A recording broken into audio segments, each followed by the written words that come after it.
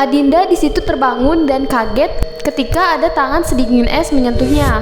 Bismo senyum aja tuh ngeliat ke arah pandang Adinda. Dibandingkan titik awal pendakian, gerbang itu lebih mirip gerbang masuk alam gaib.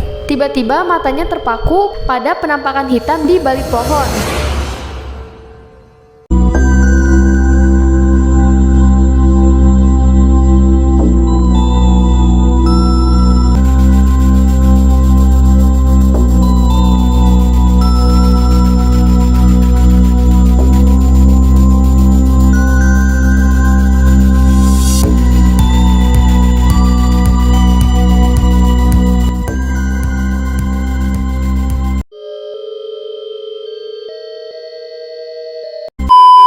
Bismillahirrahmanirrahim. Assalamualaikum warahmatullahi wabarakatuh.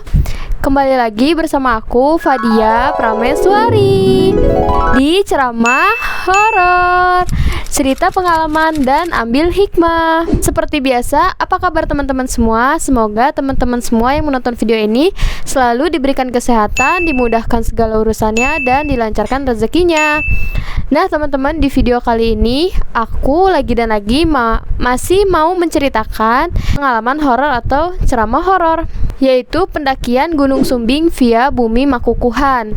Nah, dimana di part 1 yang kemarin itu masih menjelaskan prolog atau sejarah kelam di Gunung Sumbing via jalur itu. Nah, ceritanya masih berlanjut nih, dimana Bismo dan juga Adinda yang melakukan pendakian cuman berdua, dan apalagi itu pertama kali mereka mendaki gunung. Jadi Bismo ini nekat buat ngajak Adinda itu ngetrek malam, atau lebih tepatnya tengah malam sih ya, itu sekitar jam 12-an. Kira-kira apa yang terjadi sama mereka berdua selama di perjalanan? Yang pastinya ngetrek malam itu bisa dibilang berbahaya. Bukan hanya seperti yang dijelaskan oleh Adi, yaitu munculnya karbon dioksida pada pepohonan, tapi juga kalian pasti tahu kan apa yang bakalan terjadi. Oke, sebelum masuk ceritanya, jangan lupa buat kalian yang belum subscribe dulu channel ini dan nyalakan lonceng notifikasinya agar kalian gak ketinggalan nih konten-konten aku selanjutnya. Kalau udah, kita gak usah berlama-lama lagi, langsung aja ini dia ceritanya.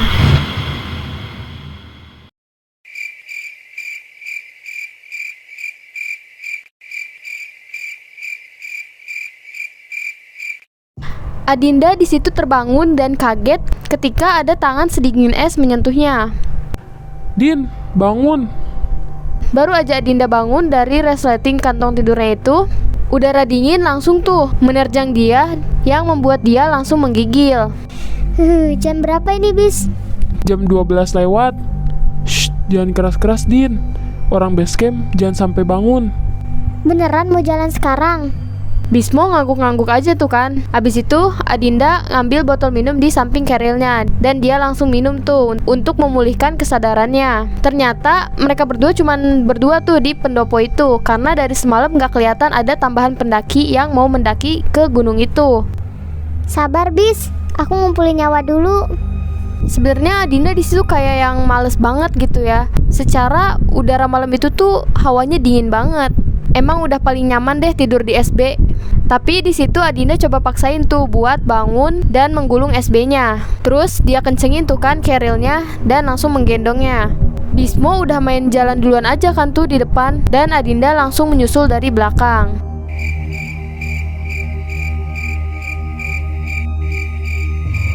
Bulan purnama nyaris tepat di atas kepala. Adinda menelan ludah menyaksikan kemegahan Gunung Sumbing, yang mana itu adalah gunung tertinggi ketiga di Pulau Jawa. Baru aja beberapa menit berjalan, nafas mereka tuh udah berat dan tersenggal-senggal. Bahkan mereka belum memasuki pintu hutan. Sekian lama berjalan, langkah Adinda kian tertinggal tuh sama Bismo yang udah duluan di depan. Altimeter di jam tangan menunjukkan angka 1400 meter di atas permukaan laut.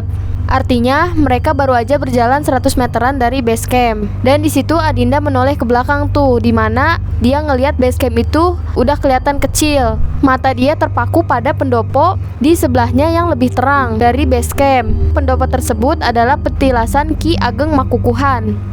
Bukannya makam itu gelap ya waktu pertama kita datang ya, Bis? Itu bukan makam, Din, tapi petilasan. Kan kamu yang bilang sendiri kemarin itu adalah kuburan. Salah, itu cuma petilasan Kiai Makukuhan aja.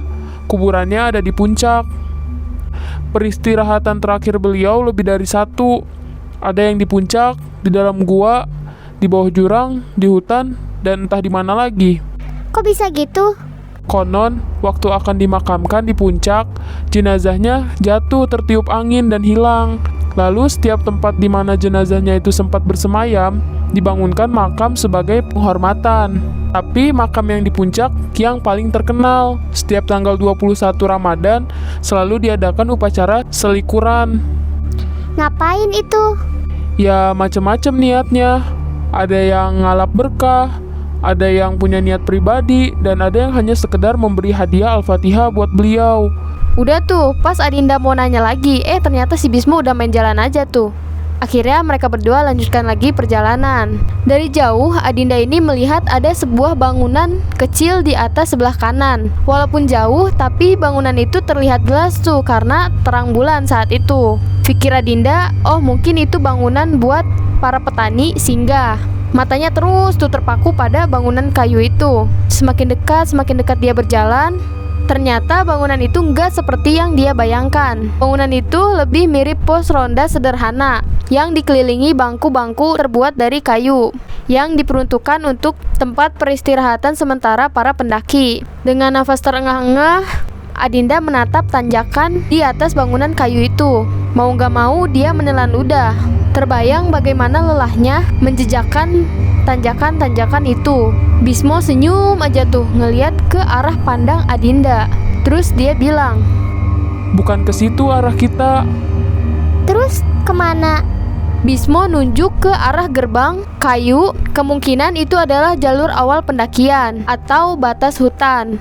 Tatapan Adinda mengarah ke atas puncak Sumbing yang udah ketutup lebatnya hutan dan juga bunyi serangga-serangga malam yang riuh. Dibandingkan titik awal pendakian, gerbang itu lebih mirip gerbang masuk alam gaib, pikir Adinda. Beneran lewat situ, Bis? Yakin? Cuma itu satu-satunya jalan. Singkat cerita, mereka jalan tuh menyusuri hutan yang gelap dan hanya ditemani satu buah senter untuk penerangan malam itu. Dengan posisi berjalan, Adinda di depan dan Bismo di belakang. Sepanjang jalan mereka berdua nunduk aja tuh kan. Gak ada yang berani buat nengok ke sekitar.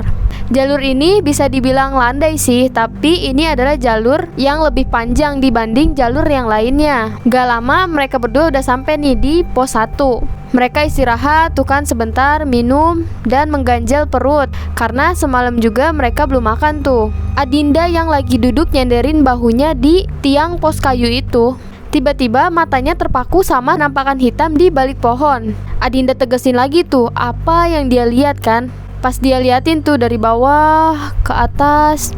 Pas di atas itu, kalian mau tahu apa? Ternyata itu adalah sosok hitam, tinggi besar, dan matanya merah menyala.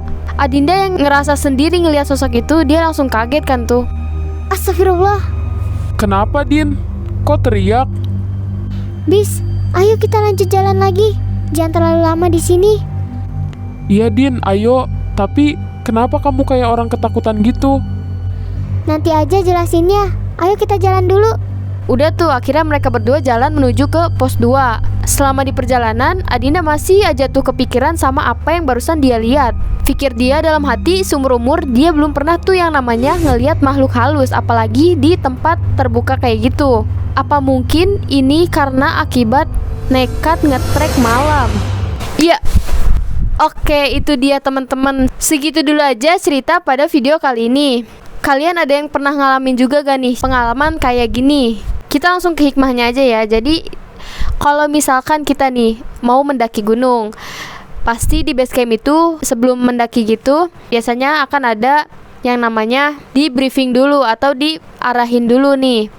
Dan ada juga larangan-larangan yang gak boleh dilakuin.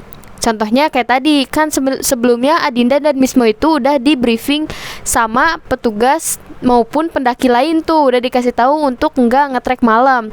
Tapi justru mereka berdua malah nekat. yang nekatnya sebenarnya Bismo sih ya. Ya Dinda ngikut aja karena dia mau nggak mau kan mereka mendaki cuman berdua. Jadi pesannya nih buat kalian para pendaki, kalau misalkan di base camp itu sebelum mendaki itu lebih baik kalian dengerin nih apa yang diarahkan sama petugasnya, biar keselamatan dan keamanan kalian juga terjaga tuh. Oke teman-teman, makasih banyak buat kalian yang udah nonton dari awal sampai akhir, dan buat yang udah nge-support channel ini dari awal sampai akhir. Aku mau ngucapin banyak-banyak terima kasih. Dukung terus channel ini dengan cara like, share, subscribe, dan nyalakan lonceng notifikasinya biar kalian gak ketinggalan nih notifikasi dari aku. Sampai ketemu lagi di part selanjutnya. Aku Fadia Prameswari. Assalamualaikum warahmatullahi wabarakatuh. Udah jam berapa sih nih? Udahlah, yuk.